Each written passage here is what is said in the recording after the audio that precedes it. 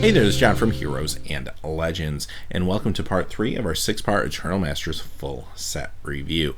Now, a couple days ago, we were here, we looked at all the white cards. Yesterday, we looked at all the blue cards. Today, we're going to look at all of the black cards, as well as the Rakdos and Golgari cards. Tomorrow, we'll be back with the red, the next day green, and the last day we'll follow up with the colorless cards. So, having said that, first things first, this is very different than a regular set review. These cards are some of the most powerful cards ever printed in Magic. They're all reprints. We know what these cards do, especially in Constructed, so we're going to focus on the limited format. And this is a very deep and rich limited format. Now, normally when you draft a set, especially like a standard set, if you start going into a color and you want to stick to a tight archetype, you probably have a couple different options. Here, if I start in any color, I can actually draft any of the other 4 colors and have a viable draft deck with a lot of strong synergies. So we're going to talk about in this installment the black cards, and we're going to specifically talk about the different archetypes and where these cards are going to fit best. So let's start things off by talking about the different archetypes in black. So if I start drafting black and I want to move into green, for example, there is a very good elf deck to be had there. If I move into blue, I have a reanimation deck. Now, if I go into either red or white, there's 2 different styles of aristocrat type decks. The black and red is more of your traditional aristocrat, where it's really sacrificing for profit. So I'll refer to it as that as we go through the set review. The black-white one is still aristocrats, but it's a little different. You're going to be blinking. It's a lot more of enter the battlefield effects, and you're also still sacrificing for value, but then you're taking those cards back to your hand to recast them cheaply and get those effects again. So that one's kind of more of a blink recursion style deck, so I'll refer to that as we keep going. So having said that, let's look at the cards and kind of see which archetypes they work best in. We're going to start off with Animale Dead. Well, obviously this one is going to be really good in the blue-black reanimation deck, sure. But at the same time, this card is so powerful, I would not hesitate to put this really in any of the archetypes, especially if my opponent happens to be playing reanimation. I might be able to steal their big target and put it into play on my side. That's kind of crazy. This is an uncommon. You're going to see a few of these floating around in a draft. An amazing card. Also, interesting to note, combos very well with a little card called World Gorger Dragon, which is a mythic in red. However, if you happen to get that card and get Animale Dead, all you need at that point is another creature that's going to do damage when it enters the battlefield. And there's a few choices in red that can do that, and then you basically kind of win the game. So that's good. But yeah, Animale Dead's awesome. Don't be afraid to throw it into a variety of decks. Annihilate. Now this seems a little expensive at first glance, however, it's good removal. I mean, you can't deal with a black creature, but can deal with anything else. It prevents them from regenerating, and you draw a card. It's at the uncommon level, so there'll be a fair amount of these going around. At instant speed, I like this. Even though it does seem a little pricey, I just feel like it's still going to do a lot of work in really any of the archetypes. Blood Artist. Now, Blood Artist just gives you value, and this is another card that I wouldn't really hesitate to play in a variety of different archetypes. Whenever something dies, you're going to get some value out of it. Now, it's going to really shine in the black-red deck, where you're really going to be sacrificing for profit, and it's also going to be quite good, I think, in the black-white deck, where you're going to be kind of recurring a lot of creatures, recasting them, replaying them, letting them die.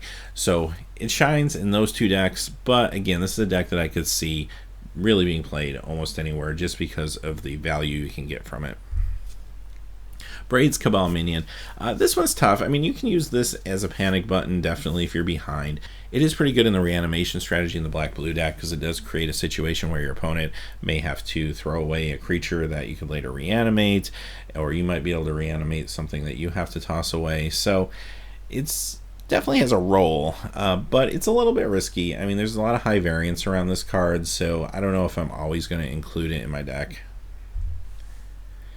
Blight Soil Druid. So obviously this is here for the green-black elf deck, and it helps with ramp, which green is actually quite good at. So keep that in mind, though. If you're playing the elf deck, it does mean you might be able to have a couple high-end creatures that you might be able to ramp to and sneak out early that aren't elves, so don't forget about that strategy. But yeah, it's going to be great in that deck.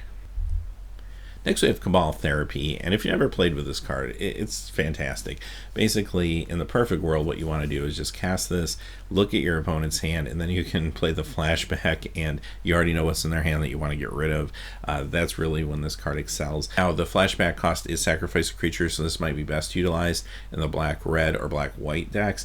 However, the black-blue deck is also dumping a lot of stuff in the graveyard, so even if this gets milled, you still get some value off of it. So it's really going to be good probably in any archetype, but especially those three, it will shine. Next we have Carrion Feeder.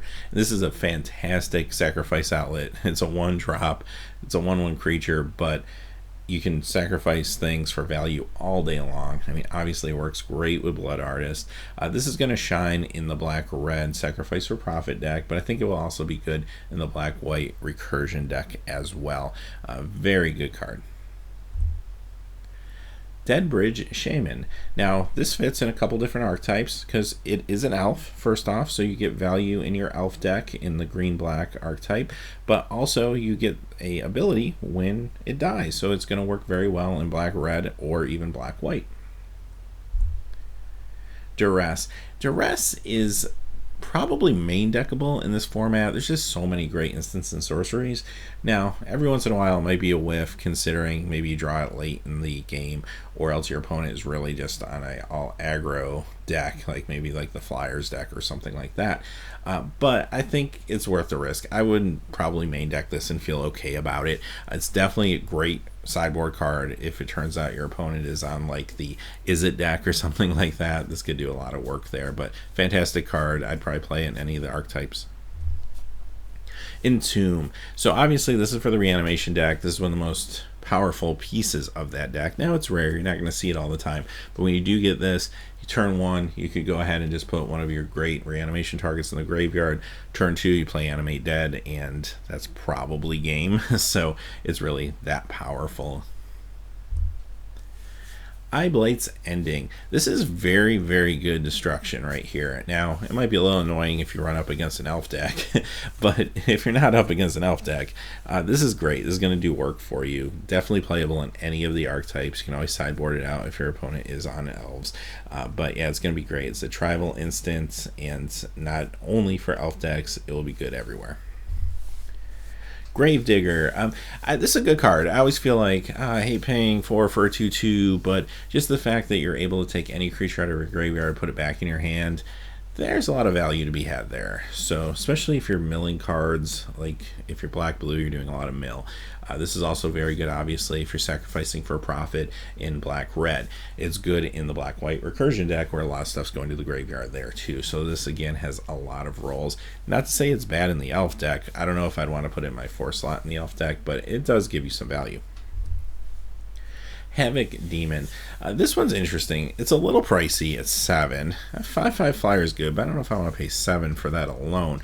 However, if I can cheat this into play with reanimation early, it could be quite good. It works very well with Blood Artist. I think that's the key here. If you had a couple copies of Blood Artist in play, no matter what colors you were in, this would be good in that deck. Now, obviously, this is probably going to shine the most in the black-red deck, but again, if you have Blood Artists, it could still be very good, no matter what. Honden of Night's Reach. Now, we talked about this in the last couple of videos. There is a Honden in each color. They're at uncommon. If you wanted to draft a 5-color good stuff deck and try to pick these up, you could probably have a decent deck on your hands. Now, looking at this card on its own, this one isn't as exciting as maybe some of the other ones. The blue one's probably the best. This effect, 4-drop, you put it down, you don't get any value out of it until the next turn. Your opponent can kind of recalibrate, play the cards they want to play, and kind of deal with it that way. And yeah, it might mess them up if they're playing a control deck, but again, if they're playing a control deck, they might have been able to counterspell it anyway. So I don't know. I don't really see myself playing this one unless I am playing it in conjunction with other Hondens. Hymn to Turok. Maybe one of the most powerful discard spells ever. I mean, I think right up there with Mind Twist. This is so cheap, and even though it doesn't have the huge impact Mind Twist can have, it can really mess up your opponent in the early game. Now, it's not a good feeling when you draw this late game, but if you play this on turn 2, your opponent's made a decision to keep based on what they drew, the amount of lands they drew, and how quickly they can get to the cards in their hand. Well, this completely negates that, because now they have to discard 2 cards at random. If you happen to hit their lands, that could be the game right there. So this card is incredible. Again, it's maybe a little better in the reanimation deck because it does put stuff in your opponent's graveyard that you might be able to reanimate potentially, but really this is amazing in any of the archetypes. Icarid. Now, this is a classic dredge card. It wants to get in the graveyard as fast as possible. Playing this as a 4-drop is fine, but you really want to kind of get this out earlier. The blue-black deck has the most mill in it, so that's probably the best candidate for this card. Innocent Blood. Each player sacrifices a creature. If you're playing a color where you have a lot of cheap, inexpensive, expendable creatures, and I'm thinking black-white or black-red most likely, then this will be a pretty good card for you. It's very cheap, and it's not bad in, say, reanimation strategy either. You may even have a situation where you just have no creatures in play, but your opponent has something good that you'd like to reanimate. They have to sacrifice it, and then you can use an Animate Dead or something like that to get it back. So this is very good in a number of the archetypes. Again, also can be good in Elves, because again, Elves is another deck that's going to go pretty wide. You may have some creatures you could drop. Liz Alana Scarblade. Well, this is for the Elf deck, and this is one of the few cards in the set that I feel like is really kind of niche to just one archetype, and that's Elves. If you're all in on Elves, this will be a very good card. If you're not all in on Elves, unfortunately, I would skip this one. Malicious Affliction. Now, this is a morbid card. There's a few of those, and obviously they're going to go good with the black-red Sacrifice for Profit deck or the black-white Recursion deck. Now, having said that, though, this is still excellent removal. 2 black to destroy target non-black creature. Even if I don't get the morbid at instant speed, this is still fantastic. And it's magic. Things are going to die. It's an instant. I can play this when something dies and get more value out of it. This is great removal. It's rare. You're not going to see it all the time, but it's fantastic. Nausea. This is a sideboard card. Basically, you're looking for an opportunity when your opponent's playing a lot of 1-toughness creatures, and they're probably in a deck maybe like the Boros deck where they have a lot of tokens, or even the Flyers deck that might be running a lot of 2-1, stuff like that. If your opponent's trying to go wide, sideboard this in, and it will take care of that situation. Other than that, it doesn't have too much of a role. Necropotence, and here's one of our mythics. Now, the only thing I'll say just right off the bat is it is 3 black, so just make sure you're able to comfortably cast this for 3 black. If you're in 5-color good stuff, maybe you don't play Necropotence if you can't afford to cast it. However, any other situation, go ahead and play it. This card's fantastic. It just gives you huge amounts of card draw. You exchange life for cards. The only kind of awkward drawback is you don't get the cards until your next end step, but I mean, that's okay. You can just time that out. But the thing is, as long as you have life, I mean, you're able to fill your hand with cards and just overwhelm your opponent with card advantage. This is one of the most powerful cards ever printed. It used to just wreak havoc in the standard environment back in the day. Obviously, it's been banned many times throughout the history of Magic now. But yeah, this is an awesome card. Try it out. You'll love it. Play it. Doesn't matter the archetype. Necrotal. Cost 4 for a 2/1, but you do get a first striker, and more importantly, it destroys a non-artifact, non-black creature, and they also can't be regenerated. So it is removal. A little awkward if you want to get rid of a black creature or an artifact creature, obviously, but it's still a good card. I wouldn't hesitate running it. Also, it is an enters the battlefield effect, so this is really going to shine in the black-white deck more than anywhere, but still good in any of the decks. Night's Whisper. Good card draw. Basically, you play this for 2. Sure, it costs 2 life. You get to cantrip and then draw another card. Fantastic. You're going to run this and be pretty happy running maybe 1 or 2 of these in any of your decks. Phyrexian Gargantua. 4/4 for 6 feels a little awkward. However, drawing 2 cards is amazing. And look at that. Another enters the battlefield effect. So that really wants to be in the black-white deck as well. Phyrexian Rager, another card that cantrips, works very well in the black-white deck, but I'd be happy to play this in others as well. You get a card out of this and a 2/2 body. Plague Witch, this is a fantastic discard outlet. So first off, if I'm in Reanimation and I want to discard my Reanimation target, this will do that for me. Or if I'm in the elf deck and I just want more elves and I want to get value out of that, it's an elf for 2, and it also has the ability to perhaps let me take out some other creatures that are small 1 toughness creatures. So this is very good in both those archetypes. Prowling Pangolin, this is an interesting one.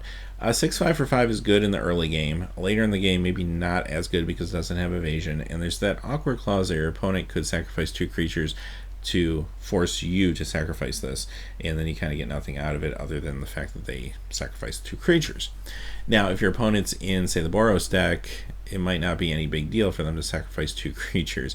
However, there's a lot of times this card is still good.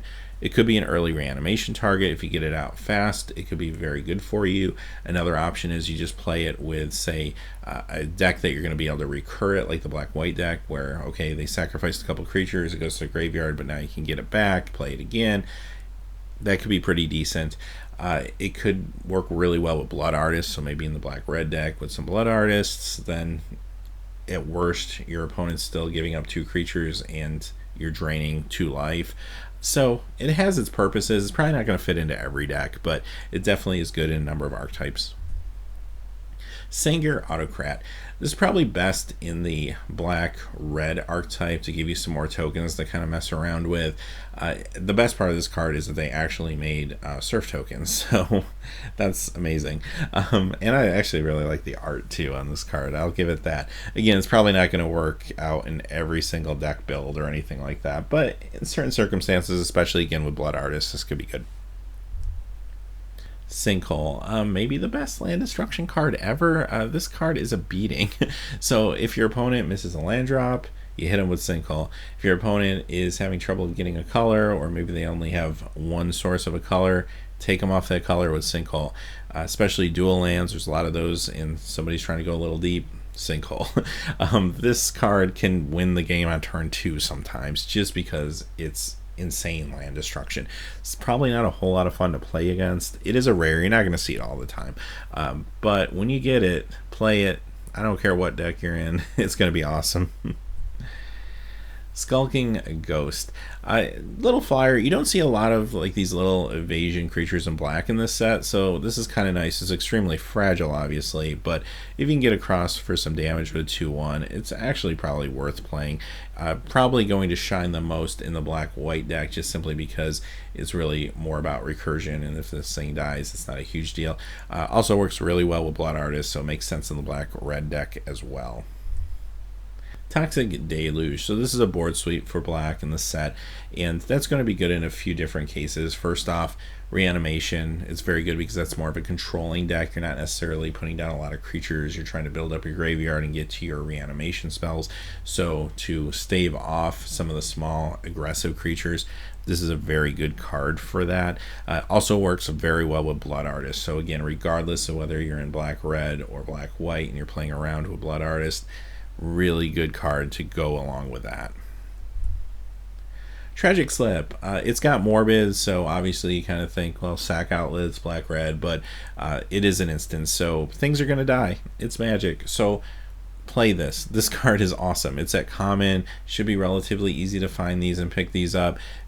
Incredibly good removal. You'll be very happy you tried this out. Twisted Abomination.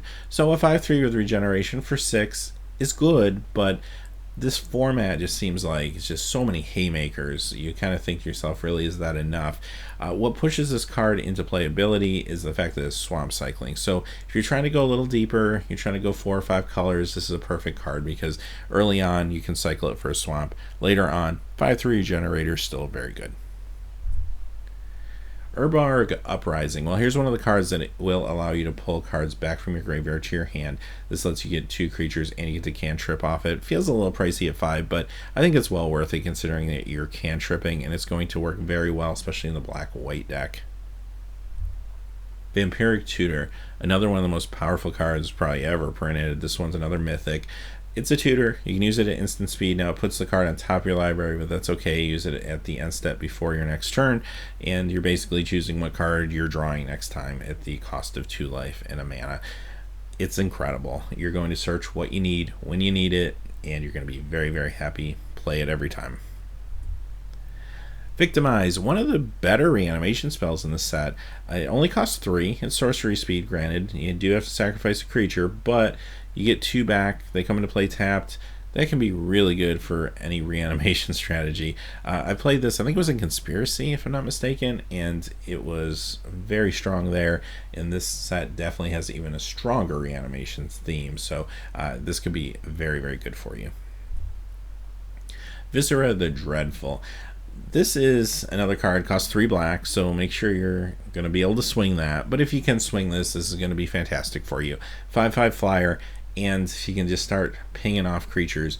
If you've ever played against this card like in Cube or something, you know how good it is. You have to deal with this, or it just, through attrition, just kind of takes you out. It just runs away with the game, and everything just kind of caves in on you. So this is a very good card. Like I said, make sure you can cast it, but if you can, it'll be good. Wake Dancer, another morbid card, so again it wants to be kind of in the black-red or black-white deck more than anything, but again, things die in Magic. Playing a 2/2 for 3 is not fantastic unless you're getting the morbid, so you want to stack the deck in your favor there, but it's still a good card. Wake of Vultures, another little flyer. This one's actually kind of aggressive flyer at 3/1. Now it costs 4.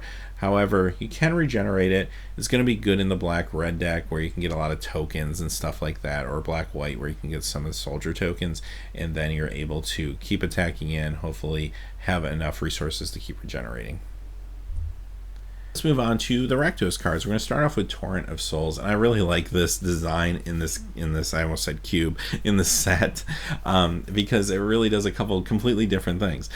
For the black portion of it, if you spend black, okay, you get to reanimate, and that alone is good for the reanimation deck and like black-blue, but if you splash some red, you get additional value. Now on the flip side of the coin, the red-white Boros deck, for example, would love to play the red portion of this, all creatures getting +2/+0 in haste.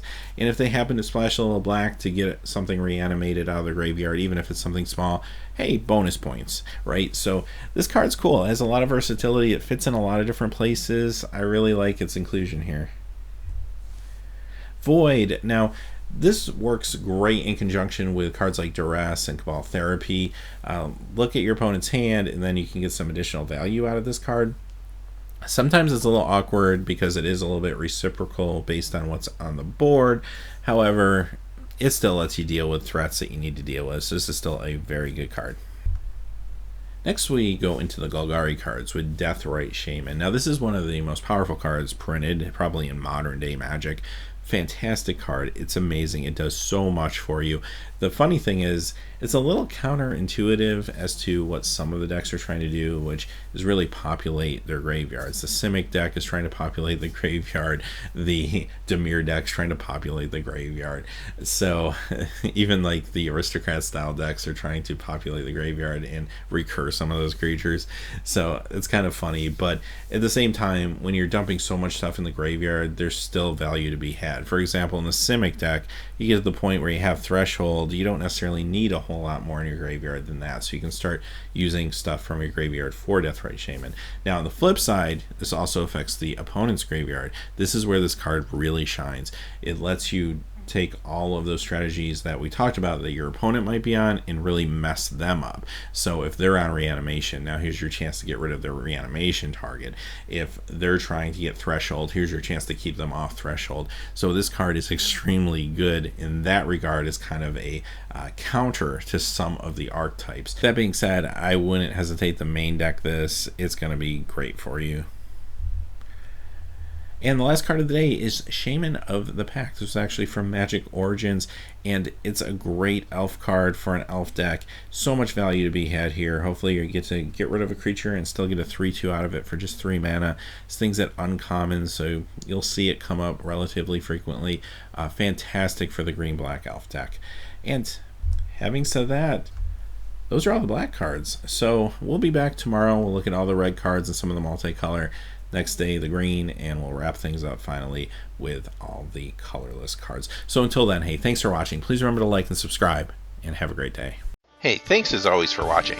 This video, like all my videos, was made possible by the generous support of viewers like you on Patreon. Even a donation of $1 helps me to keep growing this community and creating better quality videos for all of you. Check out our Patreon page for exclusive giveaways and future goals for the channel. If you haven't had a chance yet to subscribe, hit that subscribe button so you don't miss any of the MTG news, spoilers, set reviews, product openings, or finance videos on Heroes and Legends. Talk to you again soon, and have a good day.